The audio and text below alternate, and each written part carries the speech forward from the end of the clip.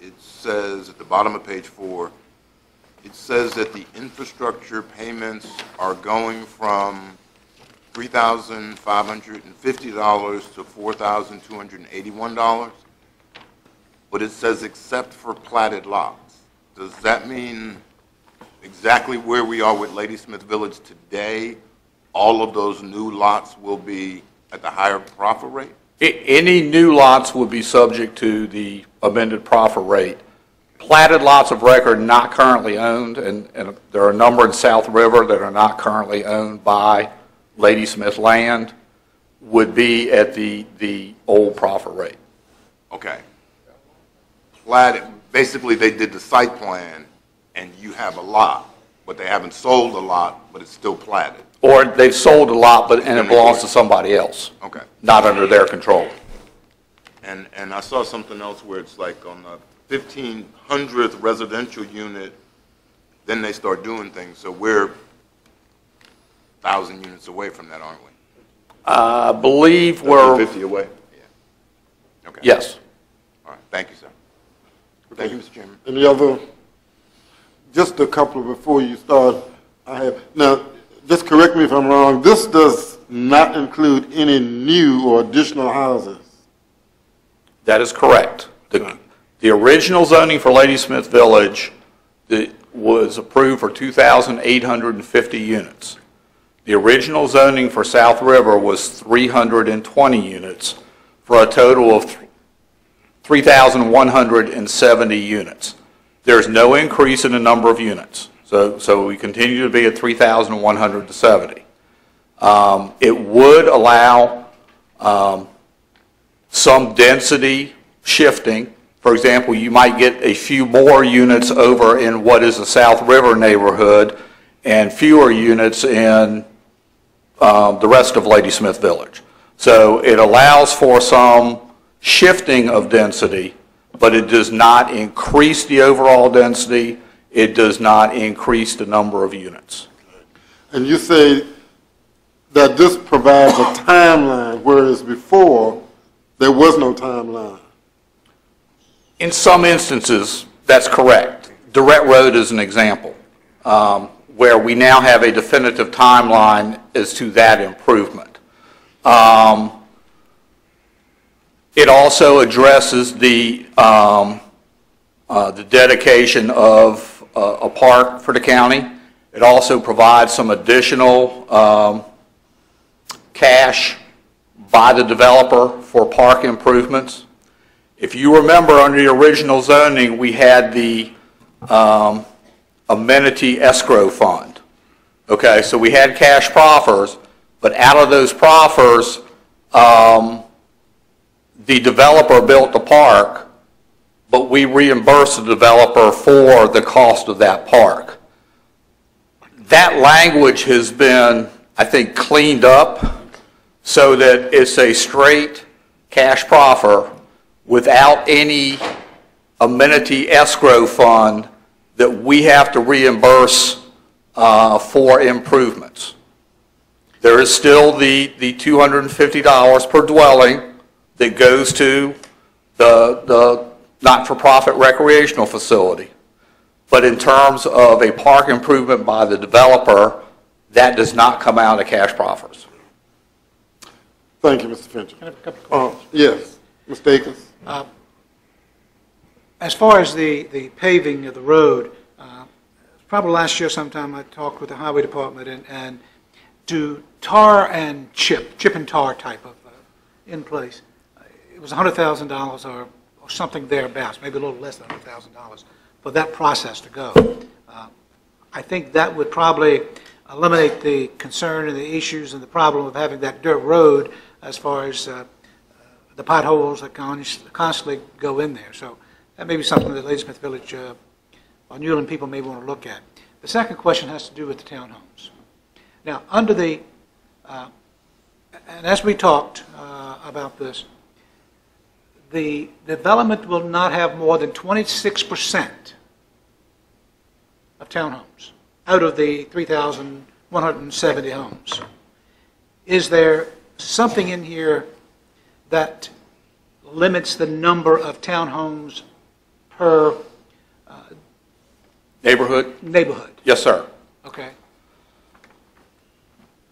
What page is that on? Page 4. Subparagraph C, top of the page. The overall residential mix would be 76% single-family detached, 24% the other residential types, be that townhouse, be that apartment unit, so that you're limited as a whole to 24%. That's further addressed in subparagraph 2, which on a neighborhood-by-neighborhood basis, okay, each neighborhood, the single-family detached range would be 50% to 80%. The other residential types would be 20% to 50%. So say you had a neighborhood of 500 units, okay? The most you could get in that neighborhood would be 50% single-family detached, or 250 units, and 50% of the other residential types, or 250 units. Remember, they're limited, the other residential is limited to 24% of the entire project. So the idea that we don't currently have in our current proffers is to make sure there's a mix in each neighborhood versus under the current proffers, in theory, you could have a neighborhood where you put all of your townhouses or all of your apartment units in one neighborhood. And we wanted to make sure that that did not occur. So the entire neighborhood could have, the entire development could not have more than 780 or 700, somewhere thereabouts, homes in it, townhomes. 700 and, yeah, What? 750.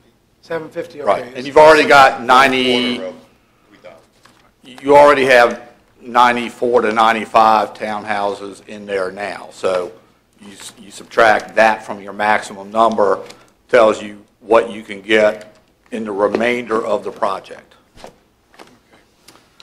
Can I, Mr. Black? so I guess my question is this, because the neighborhood is the South River neighborhood, and this is the concern in talking with citizens. So can they, there's a total of 300 and something units in South River, correct? That they, Right now, that's right now. correct. Okay.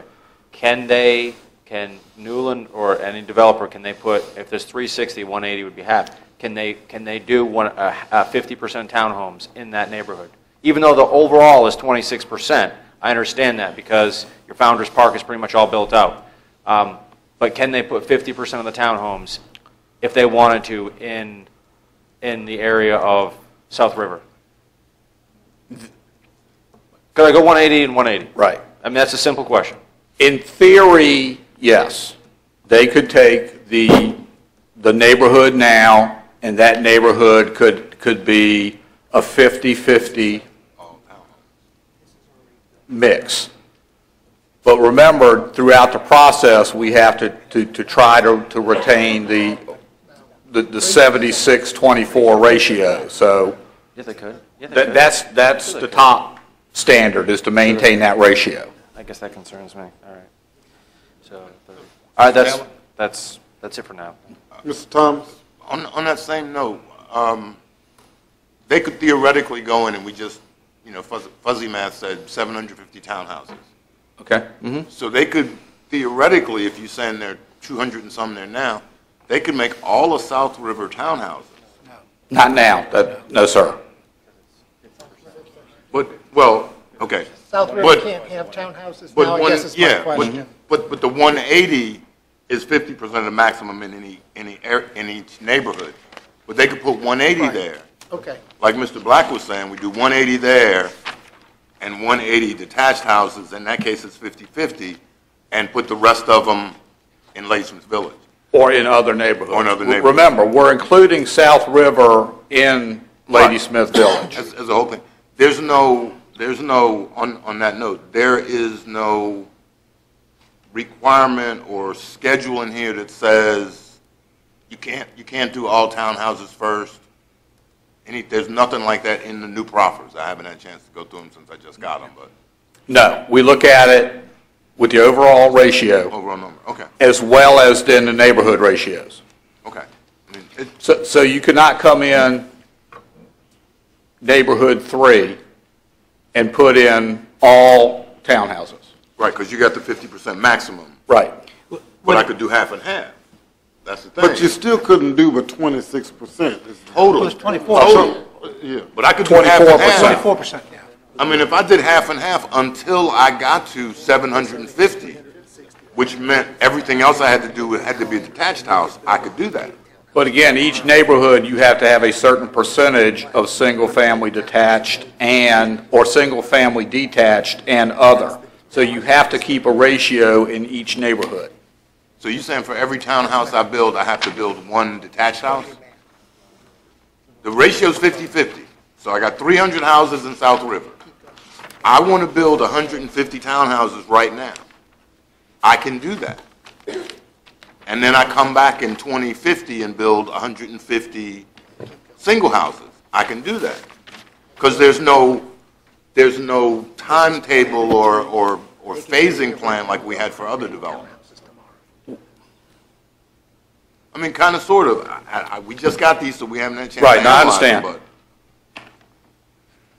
The first step in each neighborhood is the overall, is a submission of the overall development plan and regulating plan. Concept plan. So as part of that, we're going to compare what they give us in terms of the ratios that are required by the proffers.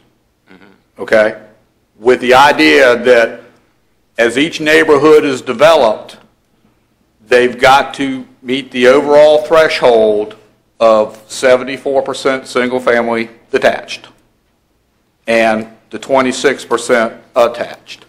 That regulating plan and the subsequent site plan and subdivision plats are going to lay out where the detached houses are as well as where the attached houses are.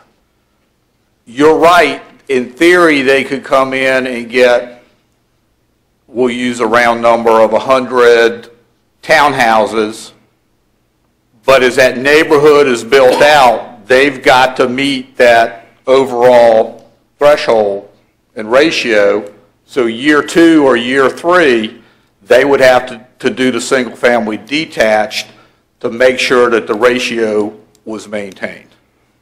Providing the economy was conducive to that type of building, because there's no phasing plan. And there's a phasing plan by the neighborhoods. And there's a phasing plan in terms of the number of units that can be done each year.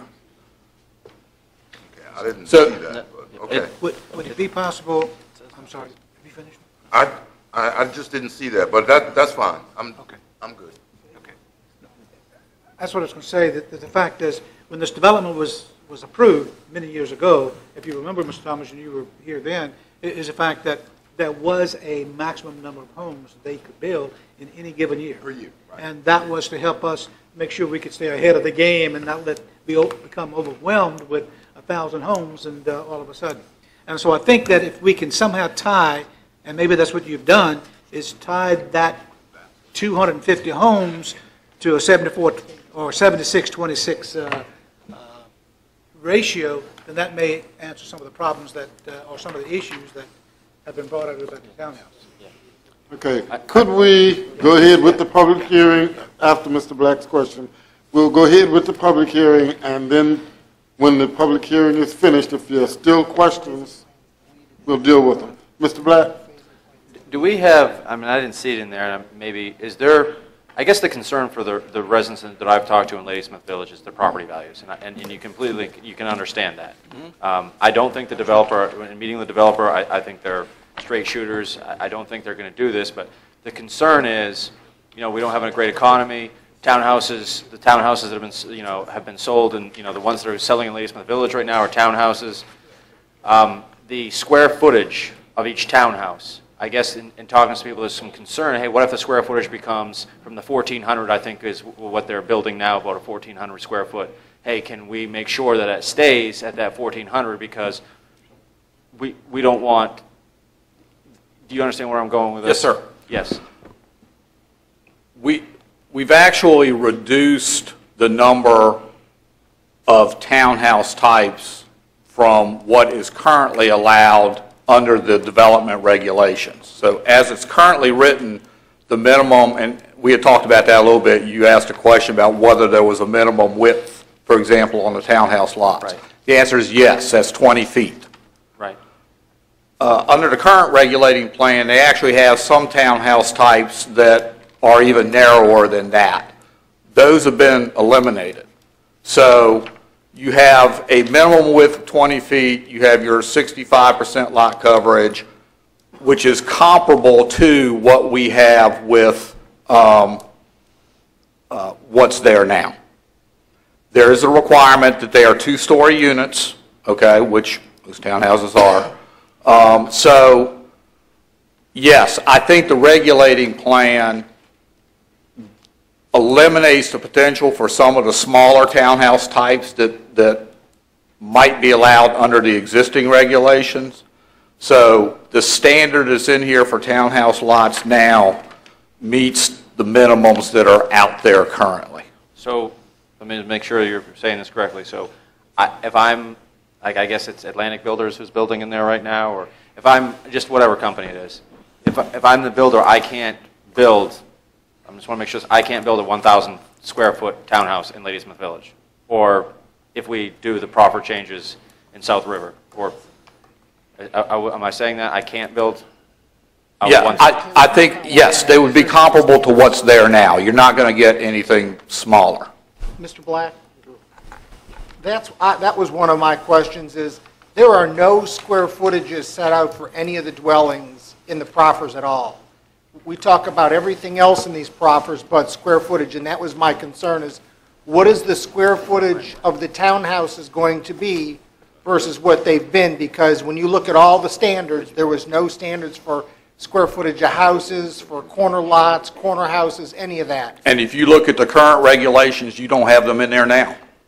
I understand that, but when we're going to change, and now that I understand the density that we're with South River being coming, South River did not have townhomes, correct?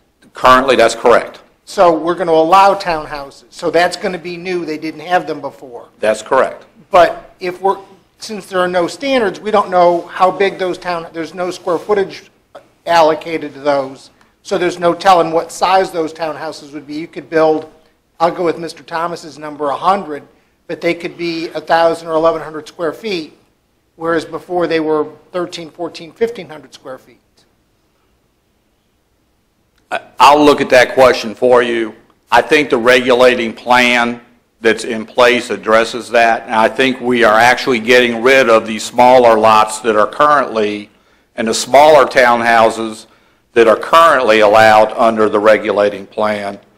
But I will look at that and get you. Based on all the standards, I couldn't figure that out. That's why. Okay, I understand. I'll answer that for you. Okay, I just Mr. have one question, Mr. Sales.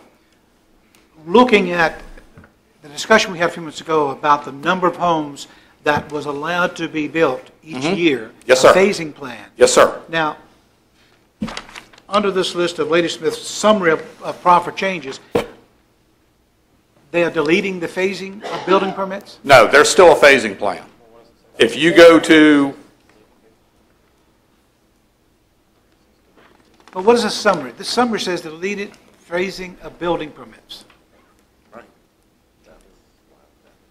And that's on page, and I The don't know. second page, it's the second page of the summary.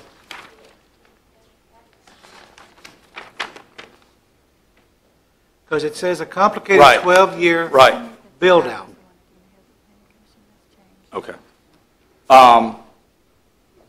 That was a summary that the applicant had previously prepared prior to So it's not in the current to proffers staff that you gave us discussion. tonight? No, there is still a phasing, I'm trying to get the right page for you.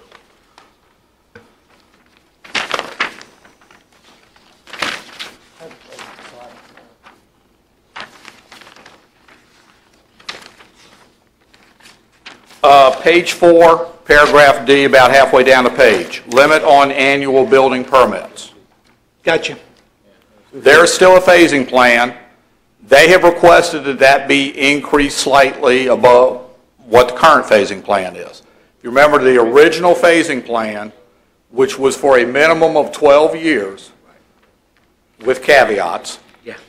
started at 190 units for 3 years, increased to 250. There was also a provision in there that allowed them to advance 425 of those units so that they could do up to 350 units a year. And there was further caveats to that, that some of those units, depending on when they were done and how many were done, there was an extra cash proffer on top of that. Okay, yeah, I understand. I just, when I read this, I did not want the phasing of the building permits to be eliminated. That's not something that I've ever just talked about. Correct. That was an analysis that was prepared by the applicant prior to the Planning Commission making their recommendation and additional discussions relative to that issue. Now, as far as the entire development of 3,170 homes, there are seven neighborhoods, is that correct, in that entire development? Is it 7 or 8? I believe it's 7 that's identified on the plan. Okay. And each neighborhood is limited to a number of homes, a certain number of homes? It's not necessarily limited to a number within the neighborhood, but the neighborhood roughly divided by into the total number of the 3,170 units gives you a rough number about the size of each neighborhood. It could be a few more, it could be a few less, depending on the ratio, okay? But roughly speaking, each neighborhood is going to be fairly close and based on the ratios to. The current neighborhood that's there now Yes. is 300 homes, 350 homes?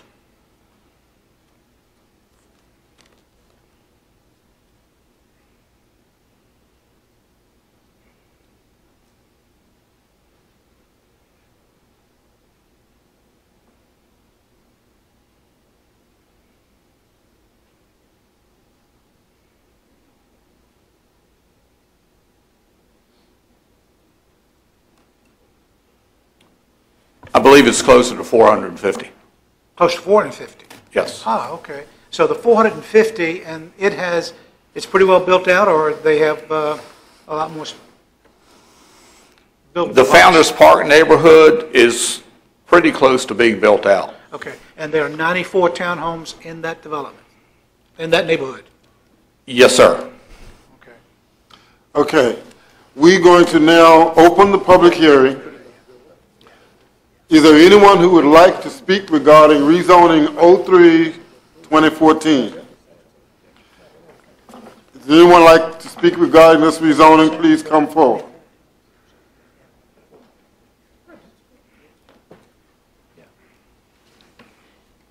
Good evening, Mr. Good Chairman, evening. members of the board. My name's Gloria Fry. I'm an attorney with McGuire Woods here on behalf of Newland Communities. And this is Bob Dittard. He is the senior project manager for from Newland for Ladysmith Village. I think I understand that you guys just got your proffers today, and you really have not had a time to review all of them and really digest this. This was a very complicated zoning case back in 2002 and 2003, and that's been over 10 years ago. So a lot has changed, and I wanted, even though I know that you have not had an opportunity to really digest that, and that it would not be, that you're really probably not in a position to have all your questions answered or to actually take action on this tonight, but if you would allow us at least to give you an overview of the case and why we applied for the amendment and how we got to where we are, I'd appreciate that opportunity. And I'm keeping Bob here close to me because he knows the day-to-day operations of Ladysmith. He has all those facts and figures in his head, and so he's going to be available to help us answer questions. But How we got here is that when Bob came on board with Ladysmith Village about 2 years ago, and one of the big expenses that the development had was the irrigation of the landscaping. By their zoning, they're required to have massive landscaping, which looks very nice. They've done a nice job with their landscaping. It's very attractive. Unfortunately, the proffers, the way they're written, requires all the project's water be public water, even for irrigation. So they quickly ran into, well, they're still in this problem, of their cost to irrigate all that landscaping and to keep it looking nice is running the homeowners association and the developer northwards of $20,000–$25,000 a year. So there's a cost expense for that, and then there's a capacity problem because in 2012–2013 there was a drought and the water wasn't available. So they ended up to the extra expense of having to replace a lot of landscaping to keep the development looking nice. And they have very high standards, and they want to keep it looking nice. So that's why, that's the whole reason that we came to the county and said, we'd like to amend that proffer so that we can use private water for irrigation. And I think that the staff took a very even-handed look at that. They looked at capacity issues for public water, which is something that the county has to be aware of and concerned about, but they also looked about revenues and the impact that that might have on public water rates and other citizens. But having looked at the water-saving measures and the environmental issues and working with staff, we were able to come up with a proper amendment language that we want to include in this case, which I know you haven't had time to digest. But we've worked very closely with the planning department and with Mr. Schiebel to come up with some language that we hope that you would be supportive of, that would give some relief to Ladysmith Village about the irrigation problem that they have. In looking at the zoning, the other two reasons that Newland was willing to pay the filing fee, go through the community meetings, and go through the process of reviewing both the 1999 zoning for South River and for Ladysmith Village was by bringing South River into Ladysmith Village, it gave them the flexibility to have the same kind of development, bring the South River zoning development project up to the standards of Ladysmith Village and allow Newland to have one set of standards, one review process for the whole development. And in doing so, they'd have the flexibility to spread their density out.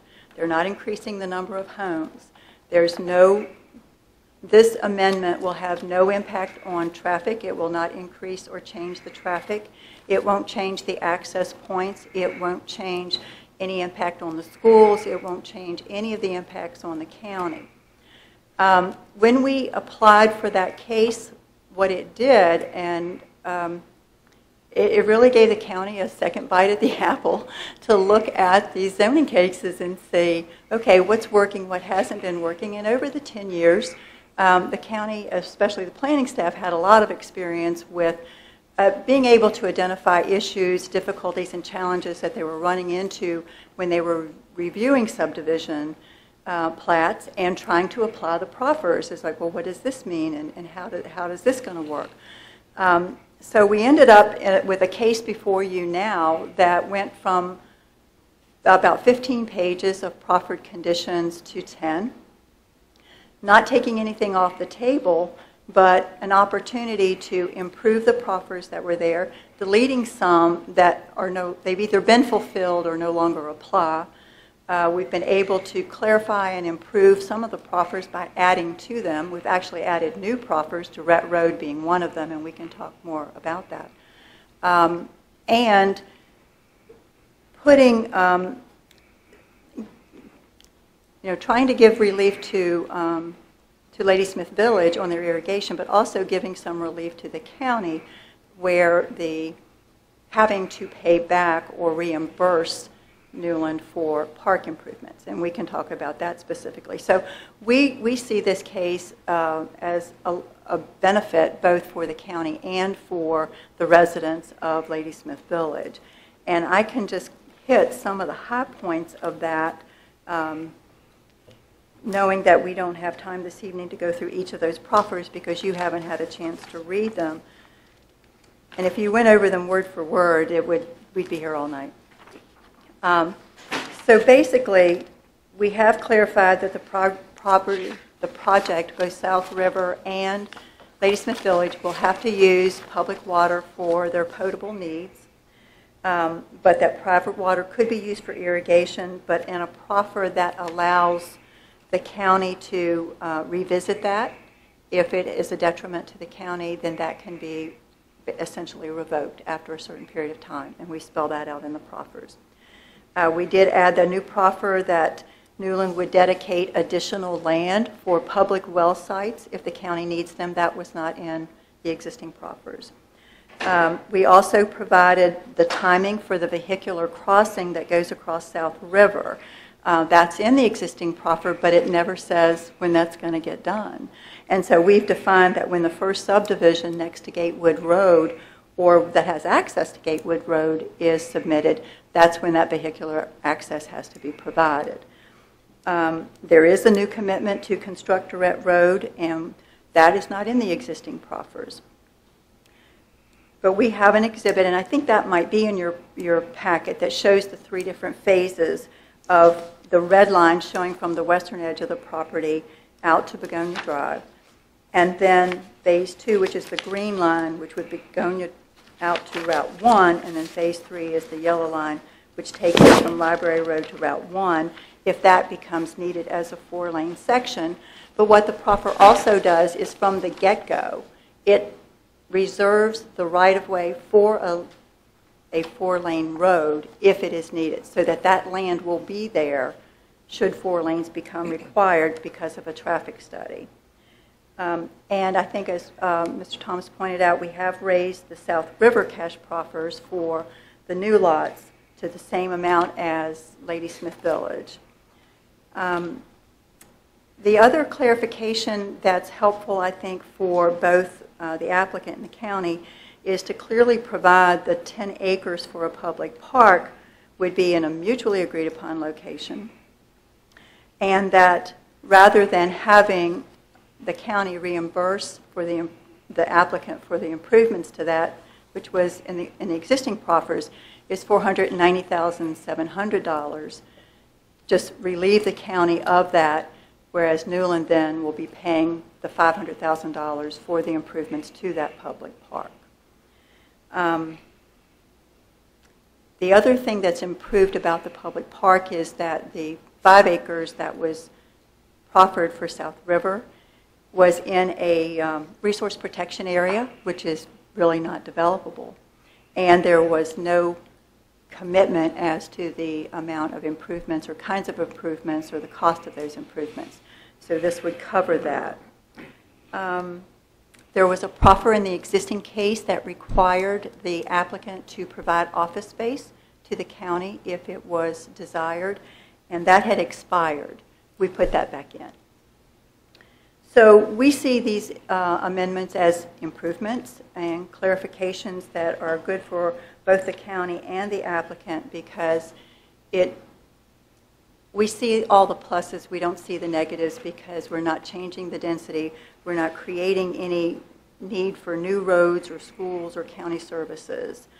But I do know that it is a lot to digest. We did have 2 community meetings in March and June of last year. We sent out 360 notices every time we had a meeting. The first one was very well attended. We had over 50 people there who asked good questions and were very involved. The second meeting we had in June, we sent the same notices, but only one person came. And he was not a resident of the development. He was actually an adjacent property owner who had a question about Gatewood Road. And Mr. Akers, of course, and Mr. Davis, they were at both those meetings. But we're not aware of opposition. No one spoke at the Planning Commission. The Planning Commission did recommend approval unanimously. We had, I think, 2 or 3 work sessions with the Planning Commission just walking through each of the changes with them.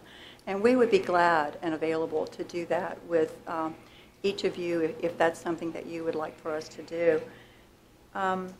did you want to ask us some questions at this point?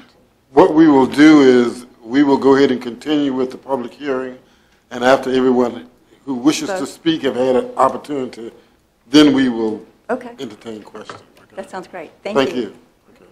Is there anyone else who would like to speak regarding this matter? Is there anyone else who would like to speak regarding this rezoning?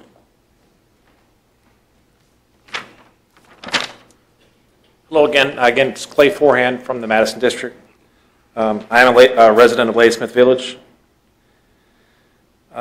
Just to give you some perspective from a resident's point of view, I have been in 3 different Newland developments, 1 in Florida, 2 in Virginia, and I tell the story when I went into Ladysmith Village the very first time, I felt like I'd been there before, and without even knowing it, I've been in a community, a Newland community in Florida, and then subsequently one additional one. But my dealings with Newland have been very straightforward. I've asked a lot of questions, and I've gotten very solid responses, and have a lot of confidence in the local management and the company in general, because I've seen their product in literature, I've seen it in person in a couple different states. So that I have that comfort level. One of the aspects, she did mention it, but not a lot, this is helping the HOA, the residents of Ladysmith Village, to some degree. It is a sizable portion of the community's budget regarding water consumption. When the drought occurred a couple years back, all of the yards, all of the community amenities that required water took a significant hit, as many other things did. So I definitely can appreciate and think that's a positive thing to consider. Regarding the mixed use, I think it's an exceptional idea to make these mixed uses, to not have any large concentration of any one housing unit. I was a big fan when I heard that. I have not heard the lot coverage requirement regarding the townhomes. One of my concerns, it was kind of mimicked, or actually Mr. Black said something that I agree with, is just the size of the units. I had not heard of the lot coverage as being a gating factor in the past. But again, in support of what he said, I'm not interested in seeing a 900 square foot townhome. However, I've not seen that in the communities that I've been in, and that's not what they're building currently. They're building a good product that I'm happy to live near currently. So, that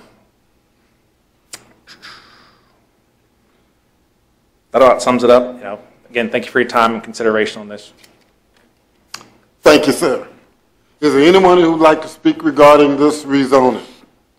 Is there anyone else who would like to speak regarding this rezoning? Finally, is there anyone else who would like to speak regarding this rezoning?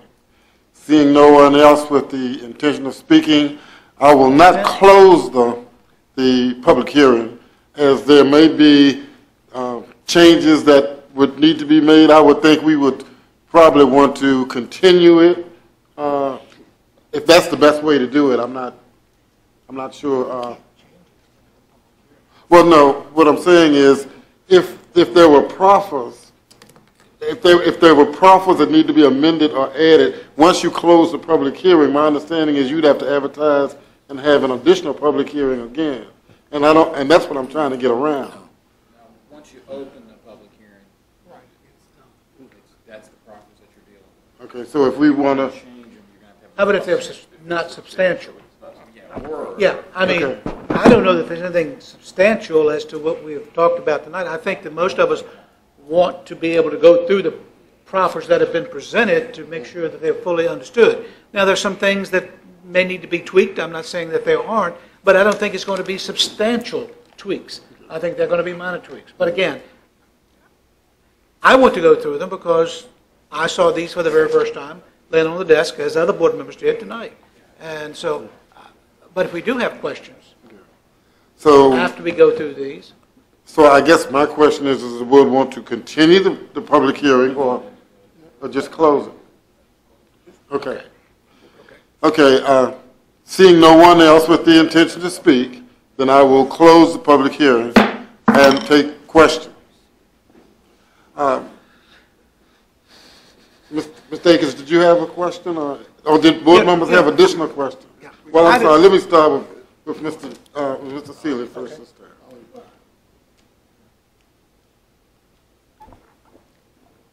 All I know is what I read, and I didn't realize that these were just proposed proffers, that we had the South River, original Ladysmith, and then current case, and I thought these were proposed. And I guess since I have questions on a bunch of these, and it wouldn't be fair to go through these until I read the new ones, I mean, we'd sit here all night and say, well, that's been addressed, that's been addressed. The one thing I guess that I really want to be clear on, and probably the only one of the real issues, is South River currently has no townhomes. That is correct. How many platted lots, and I'm looking at the drawing that we've got, this colored, the colored drawing, like this, Yes, sir. and it shows, I guess, lots. Yes, sir. And it looks like there's two different sets. There's a set, and I don't even know how to describe this because I can't read what's Right, I actually understand. here. So, can somebody tell me what these are and how many there are? Currently, there are 70 platted lots in the South River neighborhood. 7 houses have actually been constructed. So there are, out of the current 70 lots that are platted, there are 63 vacant lots in South River. There's another section up closer to Route 1, which is the original Section 1 of Ladysmith Village, which has, and Mr. Akers, you asked a question, 447 platted lots total, 352 single-family are either constructed or under construction, and 95 townhouses are either constructed or under construction. And Mr. Seeley, I won't try to discuss with you from a distance, but I'll be more than happy to. And I was not trying to be argumentative earlier. I understand. I just want to make sure you were aware that the current standards didn't specifically answer your question either. My only concern in listening to Mr. Black and Mr. Thomas is if this passed tonight, I mean, I know it's not going to, how many townhouses could be legitimately put here, platted here next week? Okay. I can give you a rough estimate. Okay. Without knowing what the exact developable acreage is in what I'm calling the South River neighborhood. I will come up with some estimates for you. Okay. And for Mr. Black. Because what I hate to hear is the number be like 170. And they could plat those and build 170 starting whenever they want. Because I don't know that that would really be fair to the 7 homes that are there to have all those townhomes built all at one time. Yes, sir, I understand. So I guess, and then you have my other question about the square footage. Yes, sir. And again, I apologize if I sounded argumentative. I was not trying to be. Fine. I just.